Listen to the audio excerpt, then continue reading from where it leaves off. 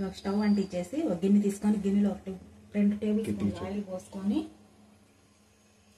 పోసుకొని oil heat ఎక్కినాక దాంట్లో జీలకర్ర, ఆవాలు, పచ్చిశనగపప్పు, సాయి మినపప్పు వేసుకోవాలి.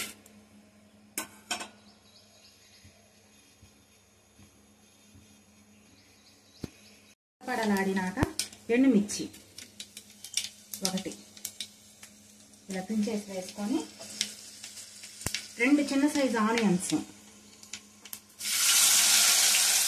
కట్ చేసుకొని సన్నగా ఇలా వేసేసుకోవాలి.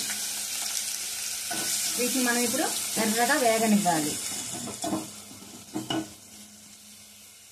వేగినాయి చూసారా? ఇలా వేగిన దాకా మనం ఆనియన్స్ వేపుకోవాలి. ఇలా వేగినాక కొంచెం కరివేపాకు,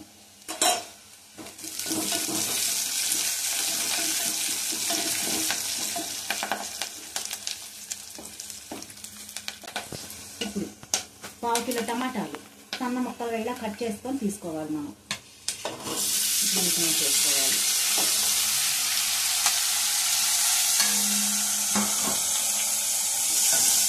వీటిని బాగా కలుపుకోవాలి.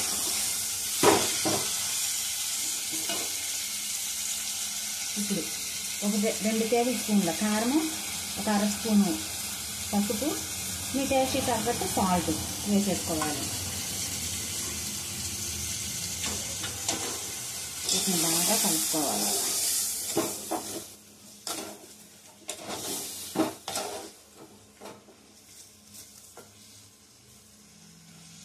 బాగా కలుపుకొని ఇలా మూత పెట్టి సన్న మంట మీద మగ్గించుకోవాలి. మనం వీటిని అంటే మెత్తగా అవ్వాలి టమాటా.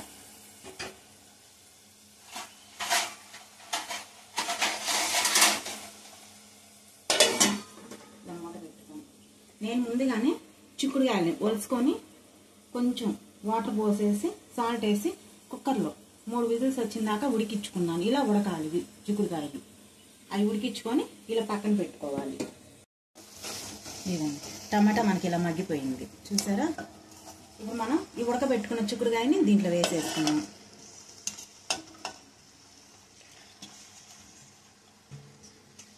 ఇప్పుడు దీన్ని బాగా కలుపుకున్నాం.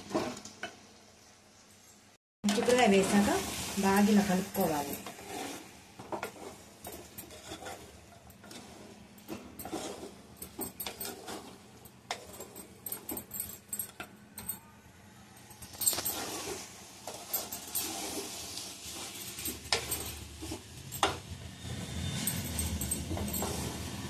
ఆల్రెడీ మనం చిక్కుడుకాయ ఉడికించుకున్నాం కాబట్టి ఇది ఎక్కువసేపు ఉడకాల్సిన అవసరం లేదు. చూసారా ఎలా వచ్చిందో? నేను దీంట్లో మసాలా కానీ అల్లం వెల్లుల్లి పేస్ట్ కానీ కొత్తిమీర కానీ ఏమీ వేయట్లేదు. మసాలా లేకుండా ఓన్లీ చిక్కుడుకాయ కర్రీ. ఇప్పుడు మన గ్యాస్ ట్రబుల్ అని అన్నీ వస్తున్నాయి కదండి, మనం మసాలా ఎక్కువ వాడకూడదు.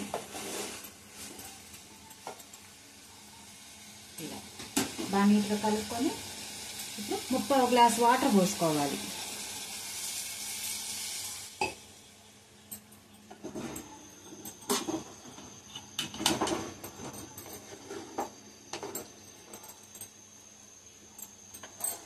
మనం ఒక 5 నిమిషాలు కానీ ఉడికించుకుంటే ఉప్పు కారం మొత్తం కూడా ఆ ముక్కలకు పడుతుంది. ఆల్రెడీ సాల్ట్ వేసి ఉడికించుకున్నాము కానీ కారం అదంతా కూడా పట్టి నీట్గా ఉంటుంది మనకి. చిన్న మంట మీద ఒక 5 మినిట్స్ ఉడికించుకుంటే చాలు. చిక్కుడుకాయ టమాటా కర్రీ రెడీ అయిపోయినట్టే.